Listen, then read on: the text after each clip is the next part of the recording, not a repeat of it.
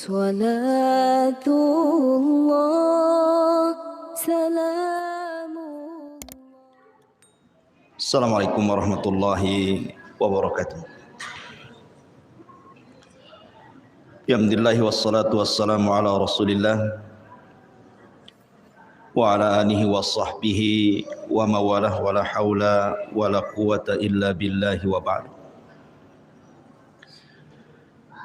Alhamdulillah, di malam hari ini kembali kita bisa duduk untuk berthalabul ilmi.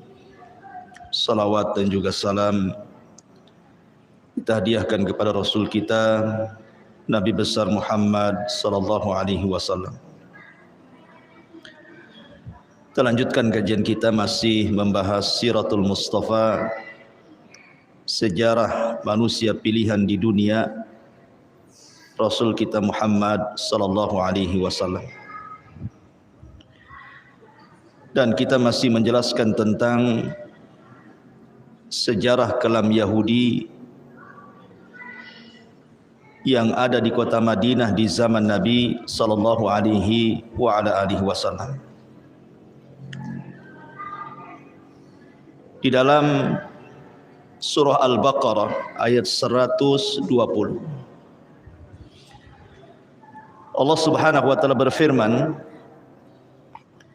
"Walan tarda ankal yahudu walan nasara hatta tattabi'a millatahum." Selamanya tidak akan redha kepadamu wahai Muhammad orang-orang Yahudi ataupun Nasrani sehingga kalian mengikuti agama mereka. Kalimat lan yang masuk pada fi'lul mudhari ini dipahami oleh sebagian ahli tafsir, maksudnya lan li ta'bid. Lan li ta'bid itu artinya lan yang memiliki makna selamanya. Artinya selamanya orang-orang Yahudi dan Nasrani itu tidak akan redha sampai kita mengikuti mereka. Dengan tegas Al-Quran mengatakan bahwa namanya Yahudi dan Nasrani itu tidak akan pernah redha kepada kita kaum muslimin. Makanya mereka akan berusaha dengan cara mereka untuk menyesatkan orang Islam supaya berkiblat kepada mereka. Dan ini kita bisa lihat di dalam sejarah Nabi sallallahu alaihi wasallam ketika Rasul hijrah dari Mekah ke Madinah, bagaimana muamalah orang-orang Yahudi kepada Nabi. Padahal ikhwatu fiddin yang dimuliakan Allah Subhanahu wa taala, sering saya katakan bahwa orang Yahudi itu mereka lebih paham akan kedatangan Nabi sallallahu alaihi wasallam dibandingkan orang-orang musyrik Khazraj dan Aus. Karena orang-orang musyrik tidak punya maklumat akan kenabian. Mereka para penyembah berhala. Tapi orang Yahudi itu diturunkan Taurat kepada mereka, sebagaimana orang Nasrani diturunkan Injil kepada mereka. Taurat dan Injil itu sudah mengisyaratkan akan kemunculan Nabi akhir zaman. Coba anak-anak ditenangkan ya, di belakang itu ya, ribut sekali. Jadi harusnya yang beriman kepada Nabi sallallahu alaihi wasallam itu kan Yahudi dan Nasrani kan, karena punya maklumat harusnya kan. Tapi kenapa kemudian orang Khazraj dan Aus yang kemudian mereka rame-rame masuk Islam, yang kemudian kita kenal dengan sebutan Ansar, orang-orang Ansar, kan terbalik, menunjukkan bahwa hidayah itu milik Allah. Allah berkehendak siapapun yang akan diberikan hidayah oleh Allah Subhanahu wa taala.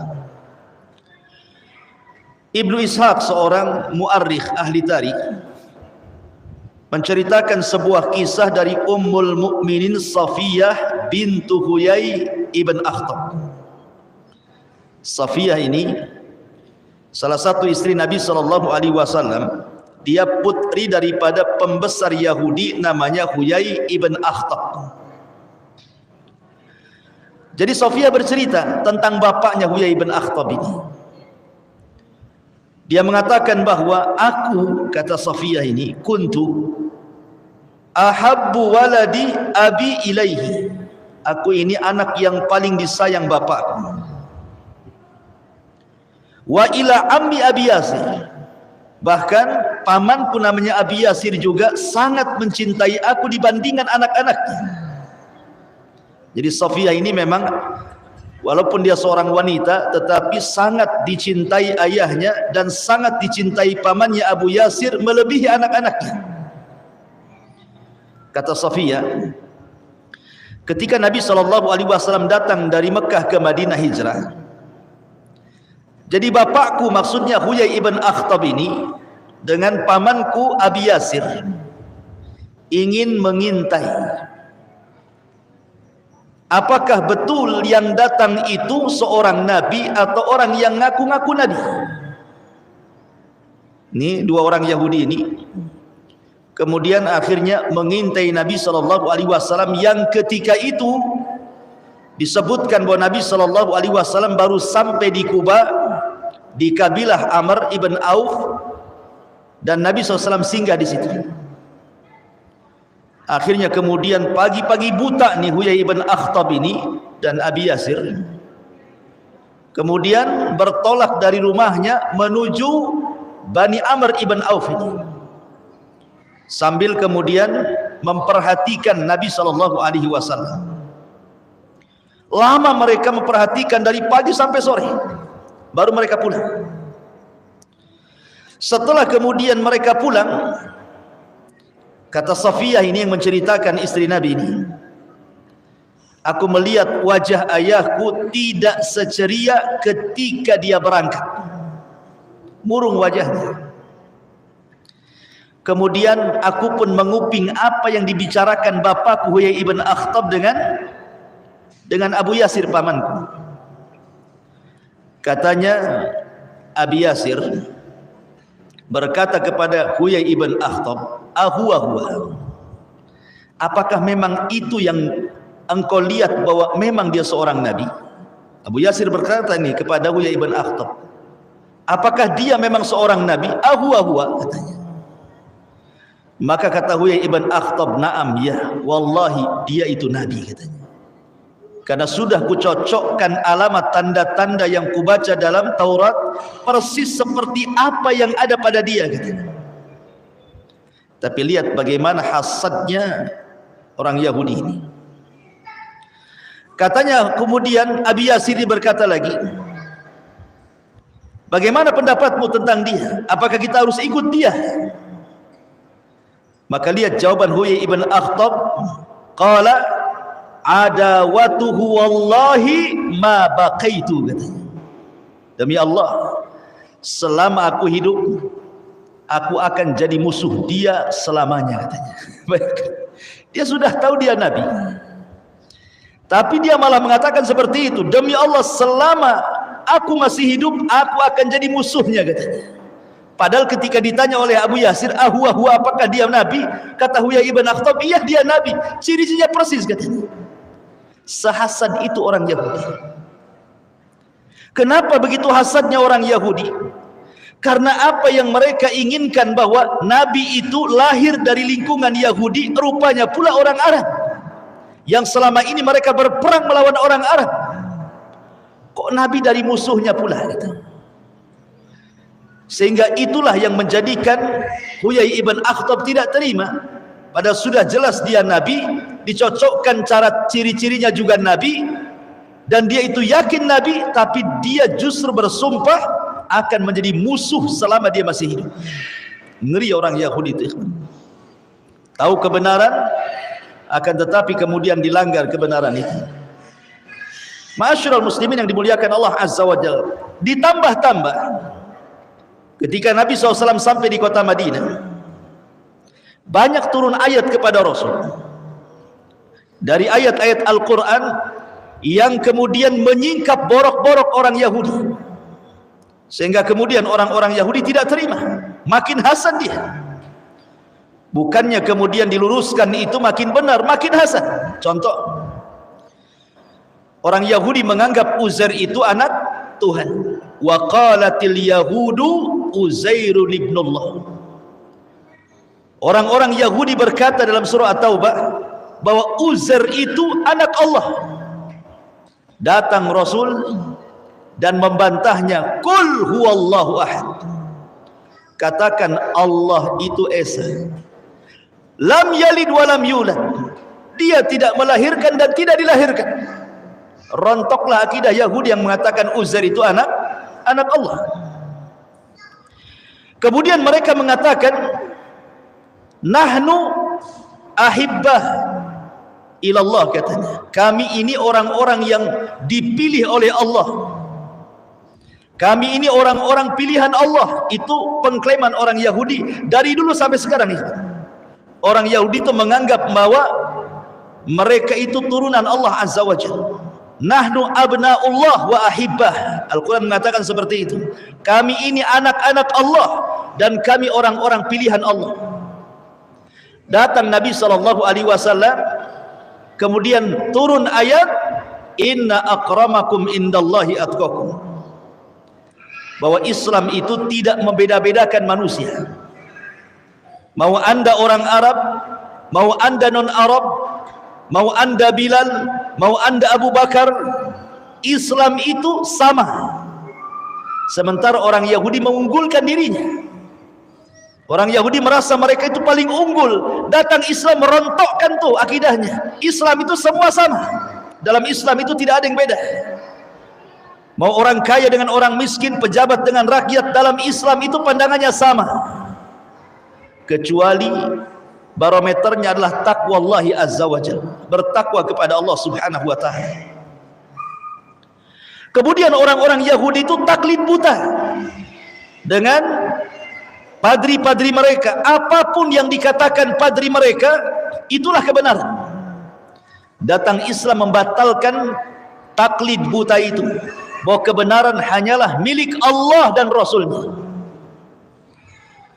Dari sini ma'asyiral muslimin yang dimuliakan Allah subhanahu wa ta'ala, gimana kuping Yahudi tidak panas coba kan? Setiap keyakinannya dirontokkan dengan Al-Quran.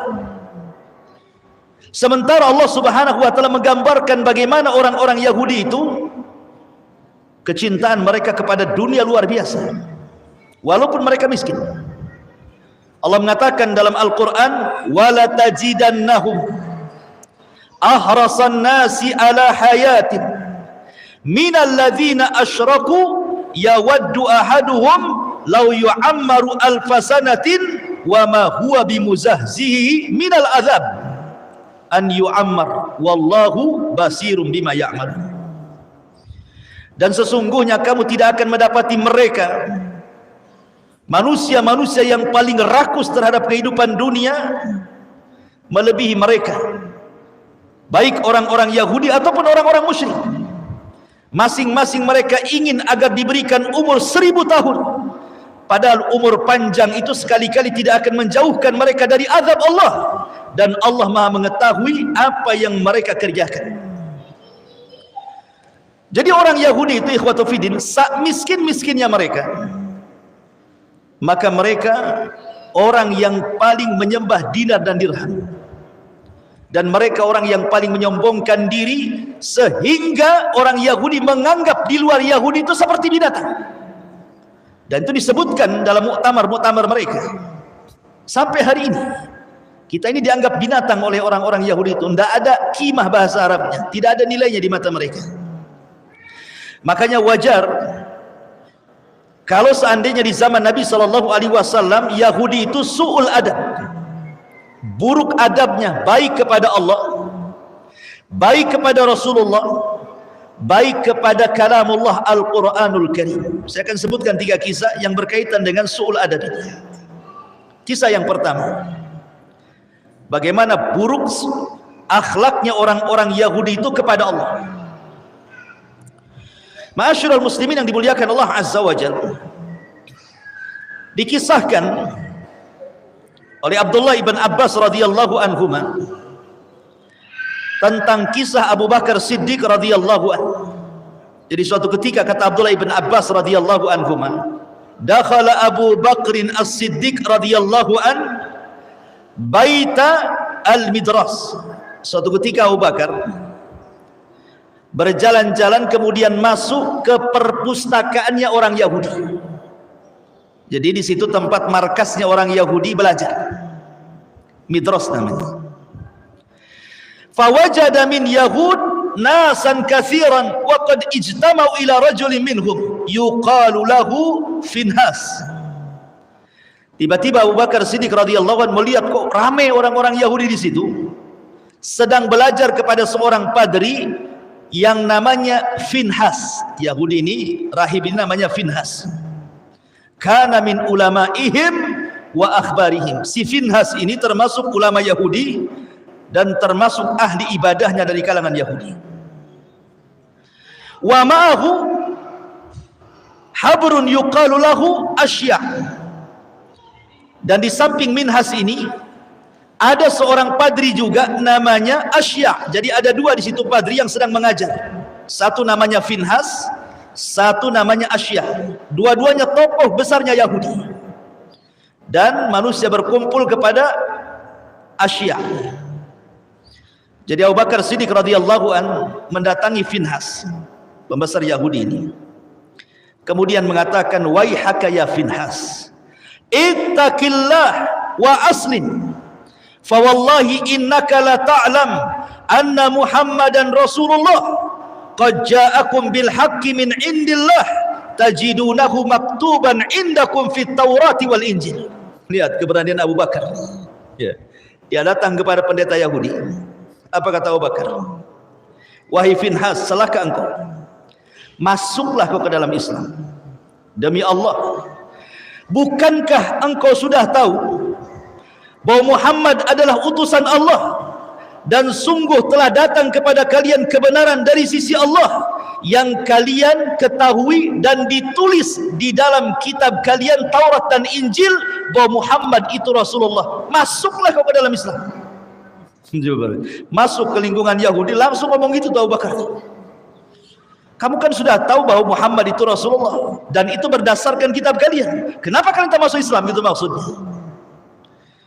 Akhirnya kemudian Finhas mengatakan kepada Abu Bakar, "Wallahi ya Aba Bakrin, demi Allah wahai Abu Bakar, ma bina ilallahi min faqrin wa innahu ilaina la faqiran." Abu Bakar, kami tidak berhajat kepada Allah. Allah yang berhajat kepada kami. Ya, bayang, di mana Abu Bakar? Dia mengatakan apa? Kami tidak butuh dengan Allah Tuhanmu. Dia Tuhanmu yang butuh dengan saya, katanya. Wa man tadarra ilaihi kama yatadarra ilaina. Sebagaimana bukan kami yang harus meminta doa kepada dia, dia harus meminta kepada kami, katanya. Di Bali itu kurang ajar di Bali. Ya. Allah dihina sama orang Yahudi. Akhirnya kemudian orang Yahudi ini ingin membuat syubhat. Kenapa dia sampai ngomong begitu? Wahai Abu Bakar, bukankah dalam kitabmu, maksudnya Al-Quran, ada ayat, "Man dzalladzi yuqridullaha qardan hasana fayudha'ifahu lahu ad'afan katsira wallahu yaqbid wa yabsut wa ilaihi turja'un." Barang siapa yang meminjami Allah dengan pinjaman yang baik, maka Allah akan melipat gandakan ganti kepadanya dengan yang lebih baik. Lihat Abu Bakar ayat ini. Kalau Tuhanmu kaya, kenapa dalam Qur'anmu barang siapa yang meminjami Allah, berarti Allah itu fakir, dia pinjam sama kita. Syubhatnya orang Yahudi. Ya. Kemudian kalian datang melarang kami riba, tidak boleh riba. Tapi Tuhanmu berbuat riba, katanya.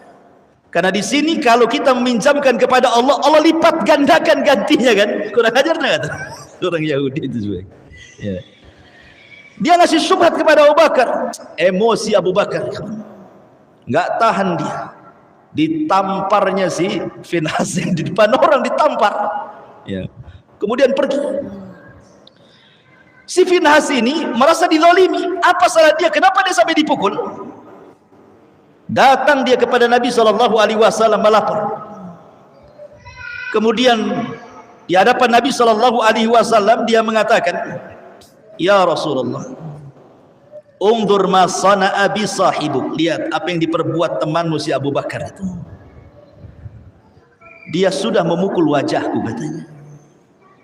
Kemudian Rasul mengatakan kepada Abu Bakar, ya Abu Bakar, ma hamalaka ala ma sana'ta. Betul kau lakukan itu, wahai Abu Bakar? Kata Abu Bakar, bala, tentu aku lakukan itu. Ya. Kenapa kau lakukan? Kenapa kau pukul dia? Maka Abu Bakar Siddiq radhiyallahu anhu mengatakan, karena dia mengatakan Tuhan kita, Allah maksudnya, fakir dan mereka kaya, katanya. Maka Rasul mengatakan, ya Finhas, betul apa yang dikatakan Abu Bakar? Oh enggak benar, aku enggak pernah mengatakannya, katanya. Kurang ajar dia, kan? Ya. Jadi munafik itu bukan orang musyrik saja seperti Abdullah ibn Ubay saja, tapi Yahudi juga ada munafiknya. Karena kaidah munculnya munafik itu apabila Islam kuat, maka kuatlah munafik. Kalau Islam lemah, maka lemahlah munafik. Jadi munafik itu sesuai dengan kekuatan Islam. Kalau Islam kuat, munafiknya makin kencang. Kalau Islam lemah, justru nggak ada munafik. Ngapain kalau Islam lemah jadi munafik? Jadi kafir aja lah. Kan gitu bahasanya. Makanya karena Islam kuat jadi munafik dia. Jadi ada orang Yahudi yang munafik juga. Oh enggak, aku nggak ngomong gitu sama Bakar. Kadzabta ya Abu Bakrin, dusta kau ya Abu Bakar, katanya. Maka kemudian Allah Subhanahu wa taala turunkan ayat karena Abu Bakar, karena masalahnya tidak ada saksi. Sehingga kemudian Abu Bakar tidak bisa membela diri, kan begitu. Tapi ucapan Abu Bakar hak, makanya Allah turunkan ayat. Satu ayat untuk si Finhas, satu ayat untuk Abu Bakar. Ya. Satu ayat untuk si Finhas ini turun surah Al-Imran. Turun surah kepada Abu Bakar, turun surah Al-Imran, la tublawunna fi amwalikum wa anfusikum wa la tasma'unna minal ladzina utul kitaba min qablikum wa minal ladzina asyraku adan katsira wa in tasbiru wa tattaqu fa inna dzalika min azmil umur. Ayat ini turun kepada Abu Bakar mengobati luka Abu Bakar karena merasa bahwa beritanya tidak diakui. Maka Allah mengatakan, kamu sungguh akan diuji terhadap hartamu dan juga dirimu, dan juga kamu sungguh-sungguh akan mendengar dari orang-orang yang diberikan kitab sebelum kamu, dan dari orang-orang yang mempersekutukan Allah gangguan yang sangat menyakitkan hatimu. Allah dihina apa enggak sakit? Jika kamu bersabar wahai Abu Bakar seolah-olah seperti itu dan bertakwa, maka sesungguhnya yang demikian itu termasuk urusan yang patut diutamakan. Tetapi kemudian turun kepada Finhas, berucapan dia benar, mengatakan Allah miskin dan mereka orang Yahudi merasa kaya. Turun ayat kepada mereka. Apa ayatnya? Laqad sami Allahu qaulal ladzina qalu innallaha faqirun wa nahnu aghniya sanaktubu ma qalu wa qatlahumul anbiya bighairi haqq wa naqulu dzuqu adzabal hariq. Sungguh Allah mendengar ucapan orang yang mengatakan Allah itu fakir, kami yang kaya. Siapa yang mengucapkan? Finhas. Maka kami akan catat apa yang mereka katakan, dan terhadap pembunuhan mereka dahulu kepada para nabi, dan kami katakan kepada mereka, rasakanlah kelak azab neraka yang akan membakar kalian. Subhanallah, bagaimana su'ul adabnya siapa? Yahudi kepada Allah Subhanahu wa ta'ala. Dia mengatakan Allah fakir, mereka pula kaya.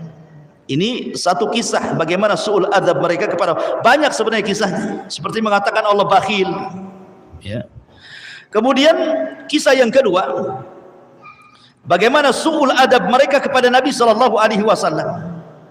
Ini dikisahkan di dalam kitab Sahihaini Bukhari Muslim, ketika Aisyah radhiyallahu anha bercerita. Jadi yang menceritakan di sini adalah Aisyah Ummul Mukminin radhiyallahu anha. Ada seorang Yahudi tiba-tiba mengucapkan salam kepada Nabi sallallahu alaihi wasallam dengan salam kematian. Assalamu alaikum ya Muhammad. Bukan assalamu alaikum. Assamu alaikum. Beda kalau assalamu alaikum dengan assamu alaikum. Kalau assalamu artinya selamat. Kalau assam itu artinya racun. Seolah-olah kalau diartikan assamu alaikum, mati aja kau Muhammad gitu bahasanya. Kalau assalamu alaikum, mudah-mudahan Allah Subhanahu wa taala berikan keselamatan kepadamu wahai Muhammad. Aisyah radhiyallahu anha Ummul Mukminin mendengar ucapan orang Yahudi ini, kemudian ngomong sama Nabi sallallahu alaihi wasallam. Ya Rasulullah, kata Aisyah, kenapa kau tidak jawab mereka dengan membalik kata-kata mereka? Bukankah mereka adalah abna'u al-khanazir, anak-anaknya babi katanya. Abna'ul khanazir. Karena orang-orang Yahudi dikutuk menjadi kera dan babi kan begitu ya. Kunu qiradatan khasiin kan itu. Jadi Aisyah radhiyallahu mengatakan, kenapa kau tidak balas mereka? Bukankah mereka adalah abna'u al-qiradata wal khanazir, anak-anaknya kera dan babi, kata Aisyah. Apa kata Nabi SAW? Wahai Aisyah, jangan seperti itu. Islam tidak mengajarkan kekotoran bicara. Rasul mengajarkan adab, jangan dibalas keburukan dengan keburukan, balaslah keburukan dengan kebaikan. Rasul ingin mentarbiah istrinya. Nah, harusnya antum gitu. Kalau istri sudah mulai gibah, antum tegurlah. Janganlah gibah. Jangan pula antum yang mancing. Cemana kondisi tetangga sebelah? Antum pula yang mancing. Antum yang tegur. Sudah. Nggak usah lagi cerita si anu dah. Masak aja. Jadi Aisyah radhiyallahu anha emosi Aisyah. Rasul itu nggak terpengaruh sebenarnya. Mau dicaci maki Rasul sudah biasa. Lebih parah lagi ketika dia berada di Mekah kan gitu ya. Dikatakan gila, dikatakan tukang zina, sudah biasa bagi Nabi. Apalagi hanya mengatakan assalamualaikum. Rasul itu tidak dimasukkan ke dalam hati. Dan ini tarbiyah bagi kita kan. Kalau ada orang-orang yang mengucapkan kalimat buruk kepada kita, tidak perlu masuk ke dalam hati. Cukup masuk telinga kanan, melesat ke telinga kiri. Kalau perlu masuk ke telinga kanan, mental lagi tidak sempat masuk otak. Jadi tidak sakit kali hati kita ini. Itulah tarbiyah Nabi. Akhirnya Nabi SAW mengatakan, sesungguhnya sudah ku jawab, tetapi dengan sebutan wa alaikum, kamu saja, gitu maksudnya. Jadi kalau mereka mengatakan mati aja kau Muhammad, kata Rasul wa alaikum, kau saja yang mati, gitu maksudnya. Tidak perlu ditambah-tambah kalimatnya. Tapi lihat bagaimana su'ul adab di sini kan. Jelek sekali mereka adabnya kepada Nabi SAW itu. Begitulah su'ul adabnya orang-orang Yahudi. Jadi kalau hari ini kemudian ada orang-orang yang mencela Rasul, menghina Rasul, istihza kepada Rasul, su'ul adab kepada Rasul, dengan mengatakan khamar minuman nabilah, kata subhanallah, naudzubillah. Ma'asyiral muslimin yang dimuliakan Allah Azza wa Jalla. Kemudian yang ketiga, bagaimana su'ul adab mereka terhadap Al-Quran, terhadap Al-Quranul Karim. Ketika orang-orang Yahudi datang kepada Nabi SAW bertanya soal ruh, apa itu ruh? Maka Nabi terdiam, karena Nabi tidak punya jawaban. Nabi tidak boleh menjawab dengan hawa nafsunya. Nabi itu harus menjawab dengan wahyu yang diwahyukan kepadanya. Wa ma yantiqu anil hawa in huwa illa wahyun yuha. Rasul itu tidak pernah mengucapkan dengan hawa nafsunya. pasti setiap ucapannya wahyu yang Allah wahyukan kepadanya. Karena Allah yang mengatakan, "Lau taqawwala alaina ba'dal aqawil la akhadna minhu bil yamin thumma laqata'na minhul watin." Muhammad, kalau engkau berani, kata Allah, mengucapkan sebuah pendapat yang tidak bersumber dariku, kata Allah, ku tarik tangan kananmu, ku potong urat nadimu. Jadi Allah mengancam, ya, tidak boleh Rasul mereka-reka yang Allah tidak katakan. Makanya Rasul diam saja karena tidak tahu jawabannya. Maka turunlah ayat, wa yas'alunaka 'anir ruh qulir ruhu min amri rabbi wa ma utitum minal ilmi illa qalila. Mereka bertanya-tanya kepada wahai Muhammad soal ruh.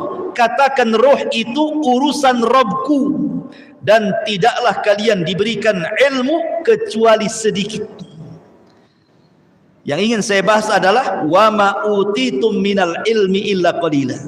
Tidaklah kalian diberikan ilmu oleh Allah kecuali sedikit. Ketika orang Yahudi mendengar ayat ini, tidaklah kalian diberikan ilmu kecuali sedikit, datang dia kepada Nabi, wahai Muhammad, kalimat itu untuk kalian atau untuk kami? Wa ma utitu minal ilmi illa qalila, itu maksudnya khitabnya untuk kalian orang Islam atau untuk kami orang Yahudi? Kata Nabi SAW, kullan, semuanya kena. Mau kami orang Islam, mau kalian orang Yahudi, tidaklah Allah memberikan ilmu kecuali sedikit. Mulai mereka membuat syubhat, kemudian mengatakan, ya Muhammad, bukankah dalam kitab maksudnya Al-Quran, ya, ada kalimat bahwa telah diturunkan Taurat dan juga Injil, fiha tibyanan likulli syai', bahwa Taurat dan Injil itu sebagai penjelas terhadap segala sesuatu. Kalau memang Taurat dan Injil yang disebutkan dalam Qur'anmu itu menjelaskan segala sesuatu sebagai penjelas segala sesuatu, kenapa pula kemudian Allah mengatakan kalian tidak diberikan ilmu kecuali sedikit? Ini kan kontradiktif dengan ayat ini. Katanya sedikit, tapi Taurat dijelaskan dalam Al-Quran sebagai penjelas segala sesuatu. Kan banyak artinya gitu maksudnya. Maka Rasulullah SAW mengatakan, menjawab, hiya fi ilmillah qalilun wa qad atakum ma in alimtum bihi in tafa'tum fa anzalallah walau annama fil ardi min syajarati aqlamin. Kemudian wal bahru yamudduhu min ba'di sab'atu abhurin ma nafidat kalimatullah. Kata Nabi SAW, apapun yang tersimpan dalam kitab kalian Taurat, tetap itu kecil sedikit bagi Allah. Kemudian Allah turunkan, seandainya seluruh bumi ini ditanam pohon, kemudian pohon itu menjadi pena, dan 7 lautan menjadi tintanya, kata Allah, kalimat-kalimat Allah tidak akan putus, saking banyaknya. Ya. Jadi lihat bagaimana su'ul adab mereka terhadap Al-Quran. Mereka mau itu membantah saja, mengadu-adukan satu ayat dengan yang lainnya. Itulah ciri khasnya Yahudi, su'ul adab, buruk adab kepada Allah, buruk adab kepada Rasulullah, dan buruk adab kepada Al-Quranul Karim. Maka siapapun yang tidak punya adab kepada Allah, kepada Rasul dan Al-Quran, maka tidak ubahnya kalian dengan orang-orang Yahudi. Karena itulah ciri mereka orang Yahudi, tidak punya akhlak terhadap Allah, terhadap Rasul, dan terhadap Al-Quranul Karim. Ma'asyiral muslimin yang dimuliakan Allah Subhanahu wa taala. Kemudian kalau kita melihat beberapa perangai orang Yahudi, orang Yahudi ini ikhwatu fiddin, di antara perangai yang buruk adalah mereka tidak suka persatuan kaum muslimin. Karena kan semakin banyak masalahnya orang yang masuk Islam di kota Madinah itu makin banyak, sesaklah itu dadanya Yahudi itu. Sehingga kemudian dikisahkan nih satu kisah. Jadi ada seseorang Yahudi yang mengutus untuk mengadu domba orang-orang Khazraj dan Aus yang sudah masuk Islam. Jadi mereka itu sudah jadi sahabat Nabi SAW. Bayangkan Khazraj dan Aus itu perang 120 tahun. Perang aja itu Khazraj dan Aus itu. Sampai datang Rasul dari Mekah hijrah ke Madinah, kemudian disatukan dua kabilah itu, jadilah satu nama Ansar. Pada dua kabilah itu 120 tahun itu perang tuh, bayangkan. Tidak berhenti-henti perang itu. Yang mampu mendamaikannya Nabi SAW. Jadi ada seorang namanya Syath ibn Qais al-Yahudi. Syath ibn Qais al-Yahudi. Ini orang yang paling hasad, yang paling jahat dari orang Yahudi. Si Syath ini, Ibn Qais al-Yahudi. Karena dia adalah pembesar kekufuran, pembesarnya Yahudi. Jadi suatu ketika marra yauman ala nafarin minal ansar minal ausi wal khazraj fi majlisin yatahaddatsun. Lewatlah si Syath ini, Ibn Qais ini, ke tempat yang dulu.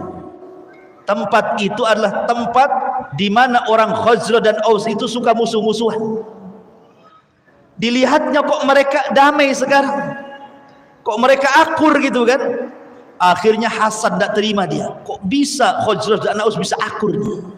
Akan kubuat mereka perang, katanya. Caranya gimana? Akhirnya dia utus satu orang penyair yang ahli syair, diutus untuk datang ke majelis itu. Apa kata Syath ibn Qais kepada penyair ini? Aku akan bayar kamu. Kau datang kepada majelisnya Khazraj dan Aus yang sedang bermesraan itu. Katakan kepada mereka syair-syair perang yang pernah mereka kumandangkan dulu, supaya diingatkan dengan syair-syair dulu. Ingat, syair itu sama dengan media di zaman sekarang. Sama dengan TV, sama dengan YouTube, sama dengan radio. Itu syair itu gunanya zaman dulu tuh. Kalau mau menyebarkan berita paling mudah dengan syair. Dan syair itu bisa membuat orang menangis, bisa membuat orang pingsan, bisa membuat orang dendam, bisa membuat orang marah, bisa buat orang perang. Itu syair tuh. Ya, syair itu luar biasa. Orang sedih aja bisa ketawa dengan syair. Orang tertawa bisa sedih gitu. Itulah syair, kekuatan syair di zaman itu. Datanglah kemudian ke orang-orang Khazraj dan Aus ini dari kalangan Ansar yang sedang ngobrol mesra-mesraan karena sudah nggak ada musuh-musuhan lagi, semua sudah masuk Islam. Ngobrol lah kemudian di tengah-tengah mereka, tiba-tiba dia melantunkan syair-syair lama, kenangan-kenangan lama ketika kedua kabilah ini perang. Bangkitlah emosi orang-orang Khazraj dan Aus ini. Kemudian diingatkan tentang kekalahan Khazraj dari Aus. Aus ini kabilah kecil, Khazraj ini kabilah besar, tapi bisa kalah sama Aus kan itu. Jadi orang-orang Khazraj tidak terima, merasa kemudian direndahkan dengan syairnya itu. Masa kalian ini Khazraj negara besar kok kalah sama negara kecil gitu maksudnya. Emosi, akhirnya terbangkitkan emosi kedua kabilah ini. Mau perang, ambil pedang tuh. Udah mau perang tuh. Bayangkan. Sampailah kabar ini kepada Nabi SAW. Bergegas Rasul datang ke tempat itu karena sudah mau hadap-hadapan dengan pedang-pedang mereka.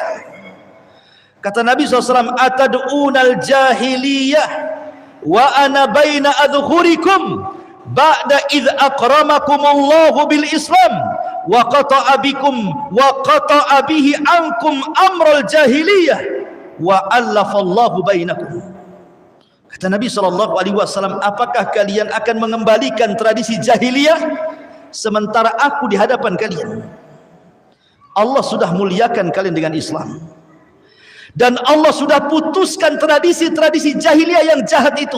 Bahkan Allah sudah lembutkan kalian. Kemudian Rasul terus menasihati sampai akhirnya mereka melempar pedang-pedang mereka. Fabakau, mereka pun menangis semuanya, saling salaman, saling berpeluk. Kemudian Nabi SAW ikut menangis. Turunlah ayat surah Al-Imran ayat 99. Qul ya ahlal kitab lima tasudduna an sabilillah Man amana tabqunaha iwaja wa antum syuhada wa mallahu bighafilin amma ta'malun. Katakan wahai Muhammad, wahai ahli kitab, maksudnya Yahudi dan Nasrani, mengapa kamu menghalang-halangi orang-orang yang beriman dari jalan Allah? Kamu menghendaki jalan Allah bengkok, padahal kamu menyaksikannya dan Allah tidak lengah terhadap apa yang kalian kerjakan. Kenapa kalian hendak menghalang-halangi orang-orang yang sudah masuk Islam? Ngapain kamu? Ya. Jadi Allah Subhanahu wa taala turunkan ayat ini menyebutkan sifat-sifat orang-orang Yahudi suka memecah belah. Jadi kalau ada provokator dalam dakwah itu, jangan-jangan nih masuk sifat-sifat Yahudi pula, suka memecah belah. Karena orang Yahudi tidak suka kalau seandainya Islam berkembang, hasad dia. Ya. Ma'asyiral muslimin yang dimuliakan Allah Subhanahu wa taala.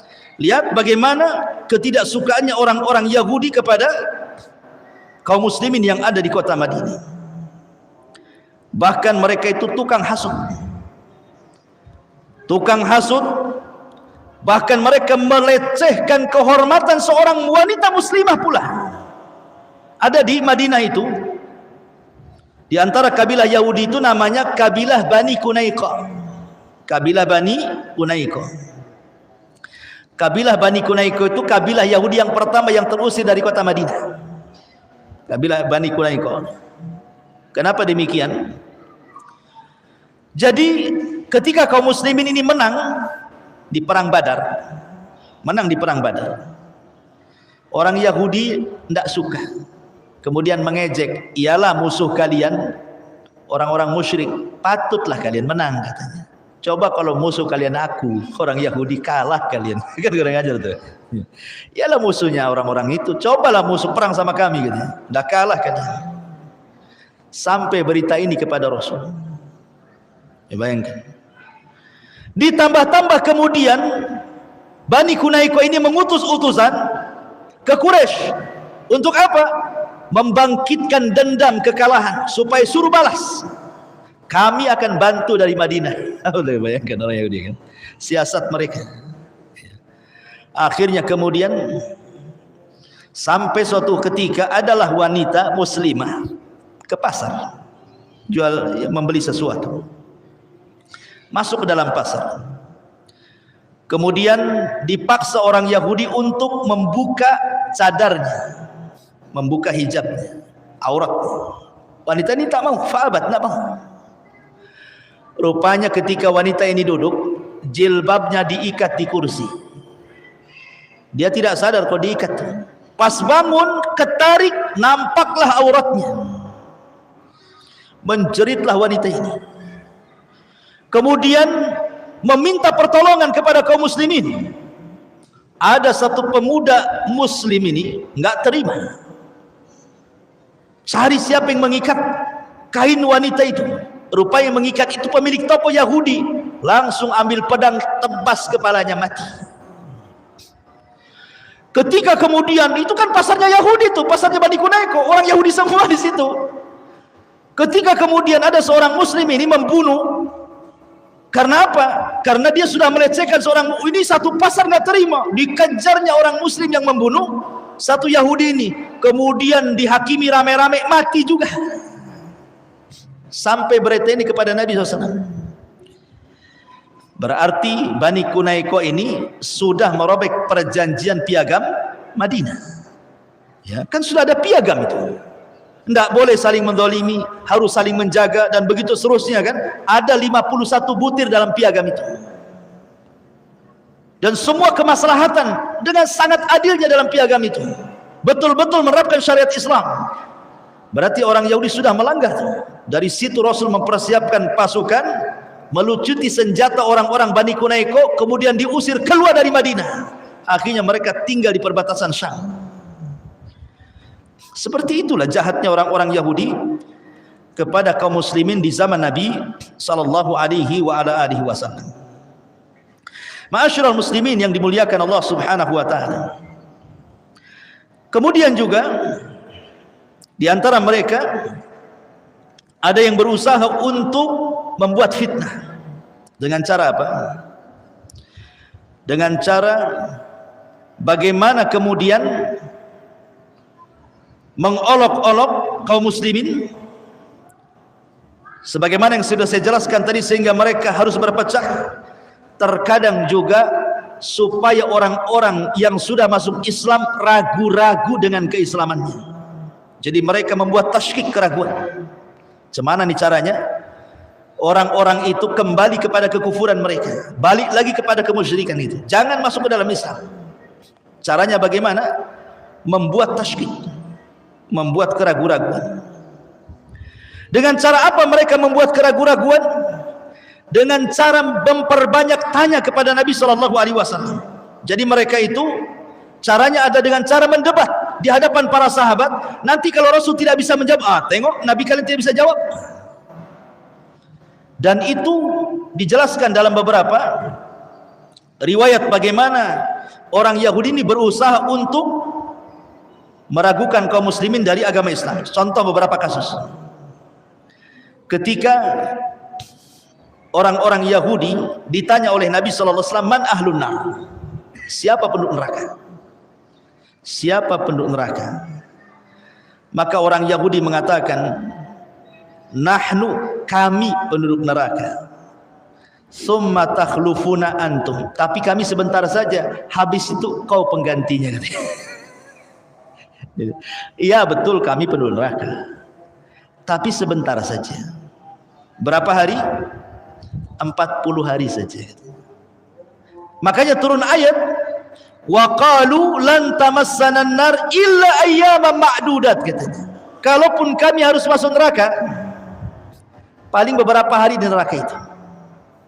Ada yang mengatakan 40 hari diambil dari kesalahan Bani Israel ketika ditinggal Nabi Musa mengambil Taurat, mereka menyembah patung anak sapi.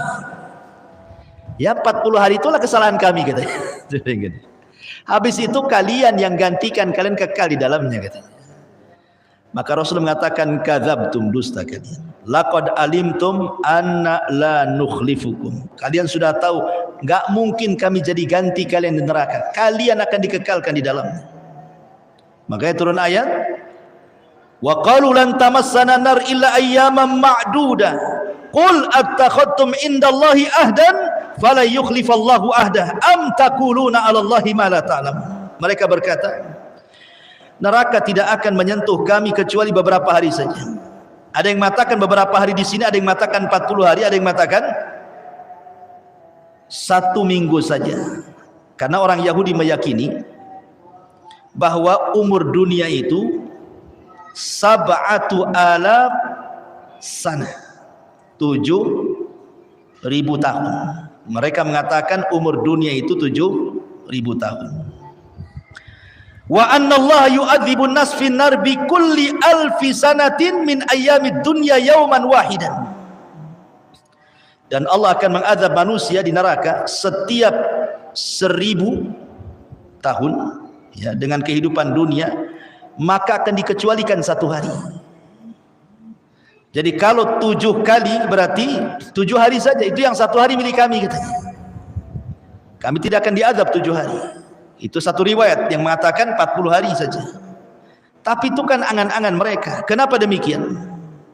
Orang-orang Yahudi itu menganggap mereka itu ahli jannah. Masalahnya mereka lah yang paling benar, yang paling dicintai Allah, manusia pilihan, dan mereka tidak mungkin dihinakan Allah.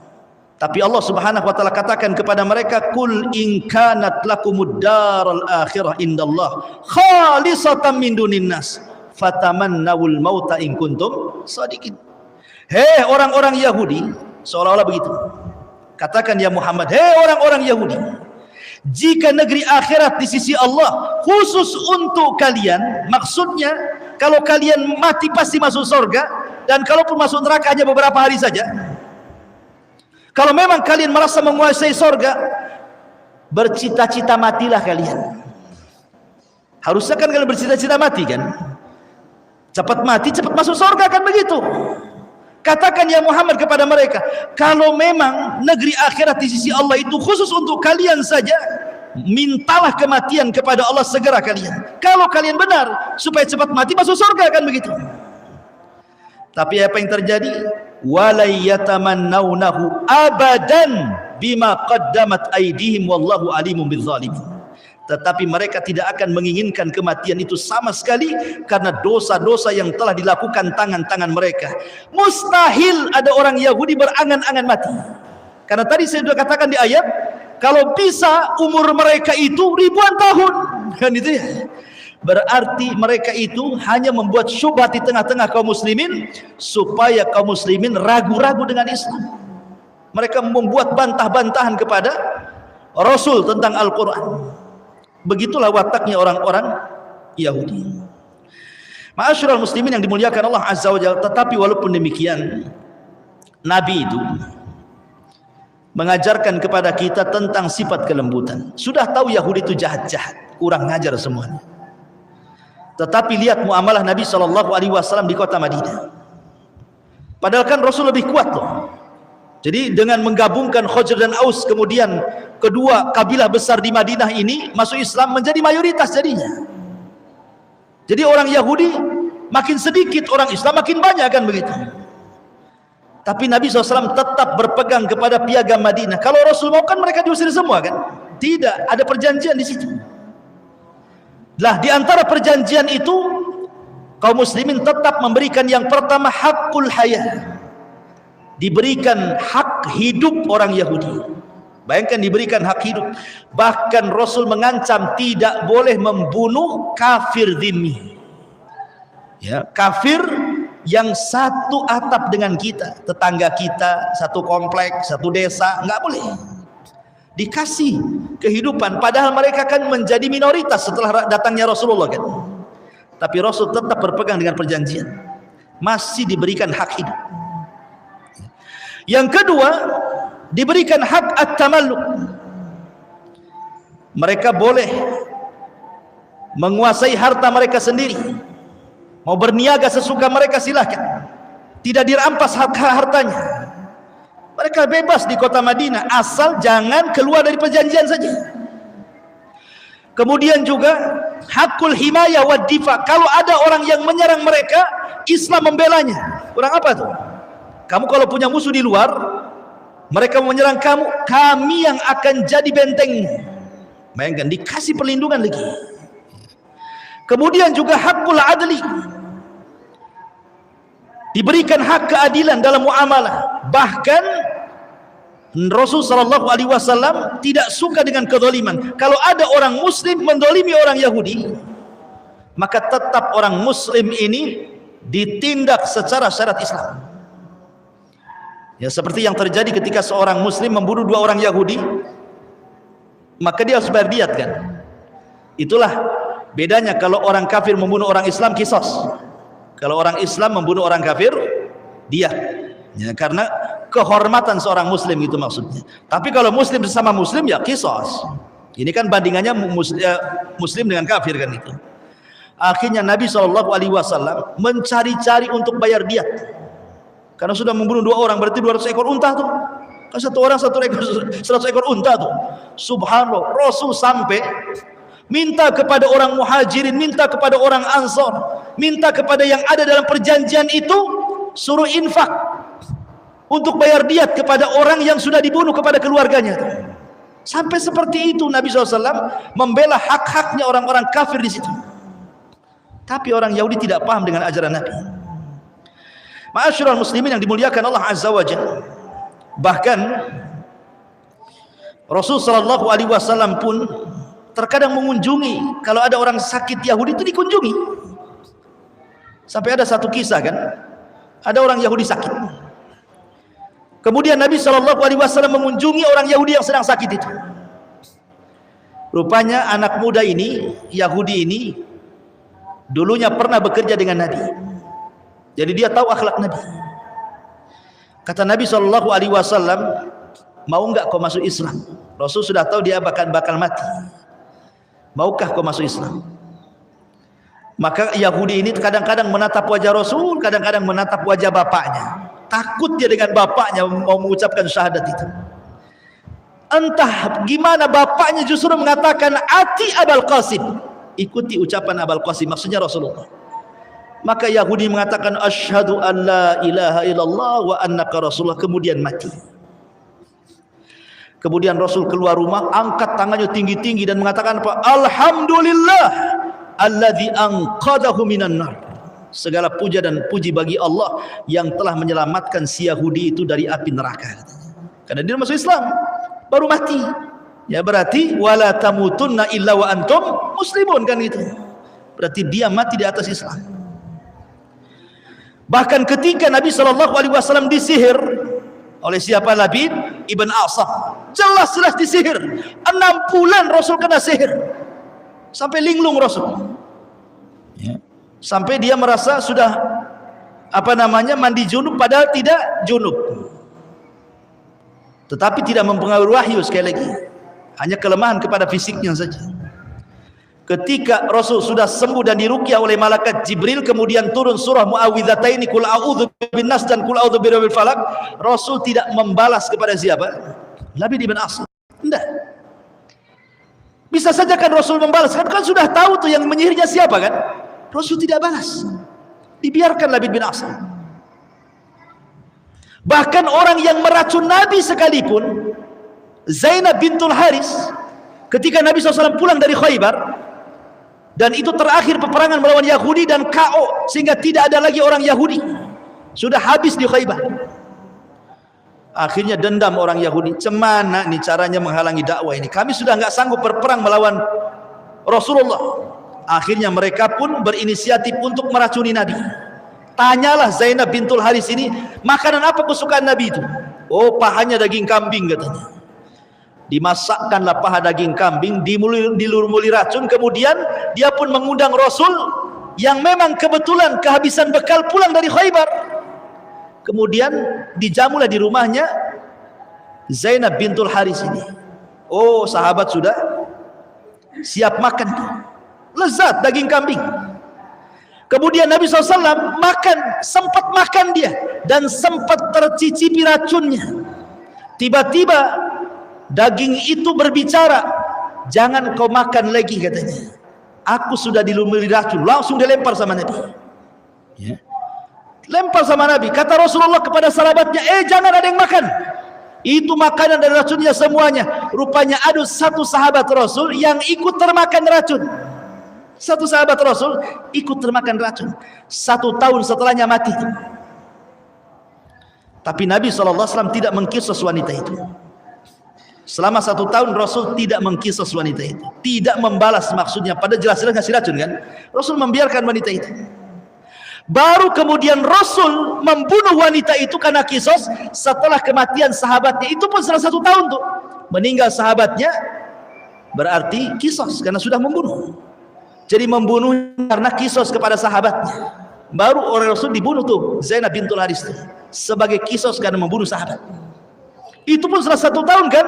Kalau seandainya sahabat ini selamat gitu ya, tidak mati, tentu tidak ada kisos kan. Menunjukkan bagaimana Nabi SAW bermuamalah dengan orang Yahudi itu seperti itu baiknya. Tetapi orang Yahudi tidak paham dengan akhlaknya Nabi SAW. Ma'asyiral muslimin yang dimuliakan Allah Azza wa Jalla, dan banyak lagi kisah-kisah tentang muamalah orang-orang Yahudi kepada kaum muslimin dan kepada Nabi di kota Madinah. Wallahu a'lam bishawab. Suara makin serak juga. Mungkin sampai sini saja. Mudah-mudahan ada manfaatnya. Subhanakal bihamdika asyhadu an la ilaha illa anta astaghfiruka wa atubu ilaik. Allahu ta'ala. Assalamualaikum warahmatullahi wabarakatuh.